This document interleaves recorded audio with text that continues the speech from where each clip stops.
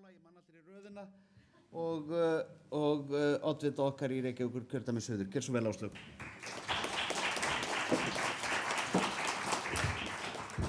Takk fyrir það. Þú ert ekki sá eini sem ert ennþá að læra nöfnin á okkar nýju ráðuneytum. En svo fekk ég svo flott lén af því að þetta átti að vera HIN, HIN, en Hið Íslenska Náttúruvinafélag á HIN.is. Þannig að ég fekk bara HVIN.is sem auðvitað borið fram Queen. Þannig að aðstoðarmaður minn komið með netfangið freddy@queen.is ef þið þurfið að hafa samband. En kæru sjálfstæðismenn, mikið gaman að sjá ykkur hér í dag og byrja bara á að hrósa þeim sem hafa staðið að þessu Reykjavíkurþingi og að fara yfir málefnin hér fyrir komandi kosningar. Og það heldur betur verk að vinna. Það verk að vinna fyrir borgarbúa í Reykjavík, en það líka verk að vinna fyrir Sjálfstæðisflokkinn í Reykjavík. Og það fer jú saman því að við viljum búa til betri borg og við viljum búa í betri borg. Og fyrir einhverjum að þá kann það kannski bara virka draumsýn að búa í borg sem býður íbúum upp á bæði fjölbreyttar og greiðar samgöngur, framúrskarandi menntakerfi, öflugt atvinnulíf, hófsama skattheimtu og skilvirkt stjórnkerfi. Af því að það ekki þannig í dag. En fyrir mér þetta bara mjög eðlileg krafa okkar Reykvíkinga.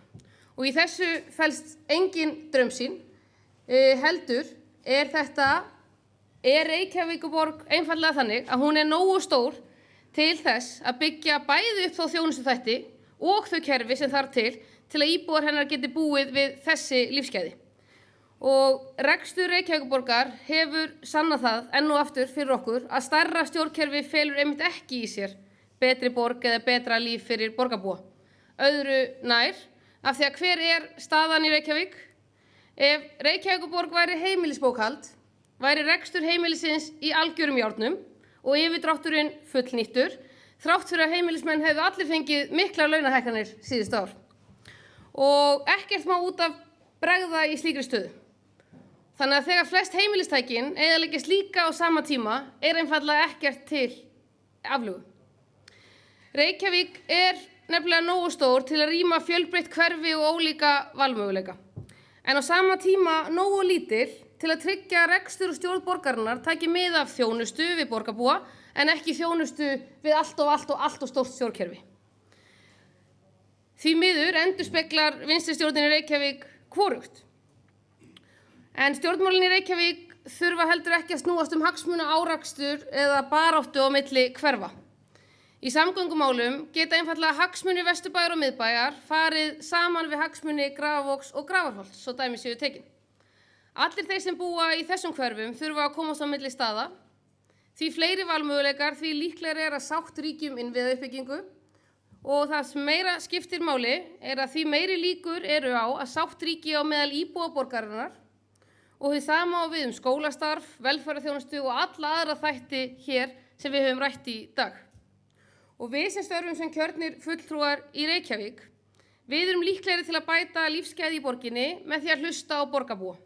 Setja okkur í spor þeirra sem eru í mismunandi hverfum, þeirra sem sækja vinnu í aðra borgarhluta eða einfaldlega út fyrir borgina, þeirra sem þurfa að keyra börnin í leikskóla þvert yfir borgina, þeirra sem treysta á menntakerfi sem undirbýr börnin undir framtíðina og þeirra sem vilja einfaldlega hafa fjölbreytt val eigið líf.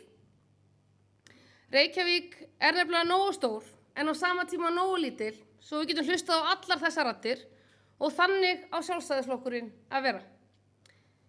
Og þannig nær Sjálfstæðisflokkurinn árangri og þannig búum við til borg sem svo fjarlæg fyrir marga, svo fjarlæg að fólk einfaldlega flytur í önnur bæjarfélög til þess að geta fengið viðunandi þjónustu.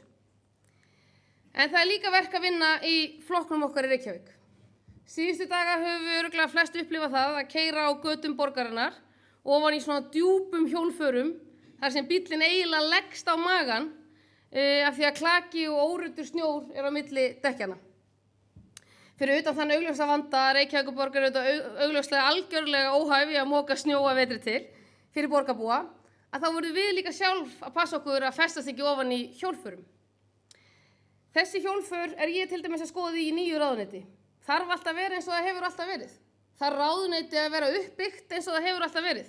Þurfum við alla þessa yfirbyggingu, þurfum við alla þessa skrifstofur, þurfum við þetta stjórnkerfi sem kostar svona rosalega mikið?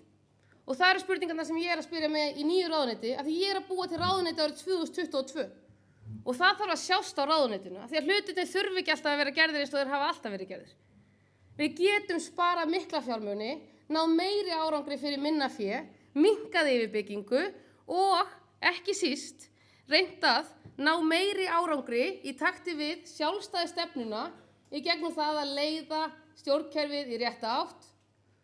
Og það nákvæmlega þannig sem ég að byggja upp nýtt ráðuneyti, sem ólíkt öllum öðrum. Og þegar ég var að kynna hvernig ég ætlaði að gera þetta fyrir mannesku sem hefur verið lengi í kerfinu inn í fjármálaráðuneyti og ég var að segja með miklu móð hvernig nýtt ráðuneyti ætti að fúnkera og hvernig þetta ætti alltaf að virka svo að forgangsmál ráðherra kæmust á dagskrá og svo slíkt, þá sagði maðurinn, þú ert svolítið eins og köld sturta. Og ég vona að honum finnist gott að fara í kalda sturtu af því að ég held að stjórnkerfið bæði í ríkinu og í Reykjavíkurborg þurfi á þessari köldu sturtu að halda. Og ekki síst þarf Sjálfstæðisflokkurinn kannski líka aðeins á þessari köldu sturtu að halda. Við megum heldur nefnilega ekki sjálf hér í flokknum festast í sömu hjólförum sama fylgi, sömu uppbyggingu, sama orðalags eins og hlutirnir hafa alltaf verið gerðir. Við þurfum líka að þora að spyrja okkur þessara spurninga. Hvernig væri Sjálfstæðisflokkurinn ef hann væri stofnaður árið 2022? Hvernig væri félagsstarfið í Reykjavík ef flokkurinn væri stofnaður árið 2022? Og hvernig myndi flokkurinn virka sem best til þess að laða nýtt fólk, til þess að eiga þá mikilvæga umræðu, til þess að rökræða þessi málefni sem við megum aldrei gleyma og einna mikilvægast fyrir Sjálfstæðisflokkinn? Hvernig höldum við öfundsverðri stöðu þegar við höldum stærstu prófkjör á landinu? Og við eigum að vera stolt af því.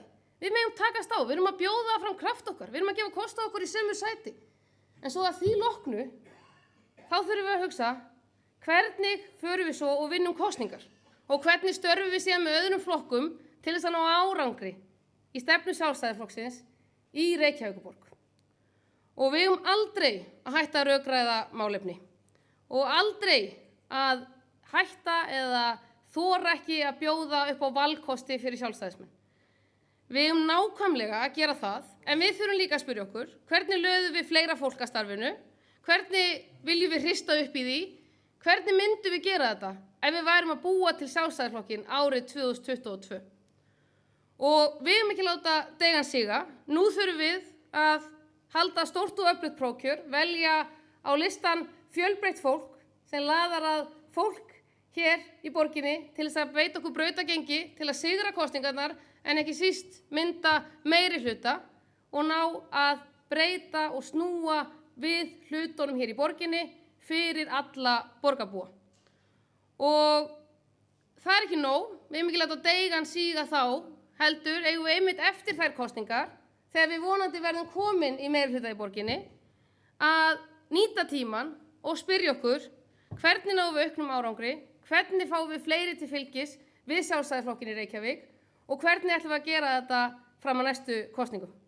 Og ég hlakka til að vinna með þeim, öllum þeim sem hér eru og öllum þeim sem raðast á lista flokksins hér í Reykjavík og ég hlakka líka til vinnuna framundan þegar við fáum kannski vonandi 7-13 nokkur ára milli kosninga að vinna því hvernig flokkurinn getur orðið að langstærsta flokk hér í Reykjavík sem leiðir borgarmálin og gerir Reykjavíkurborg að eftirsóknarverðum stað fyrir ungt fólk að búa og ekki síst alla borgarbúa að búa. Takk fyrir.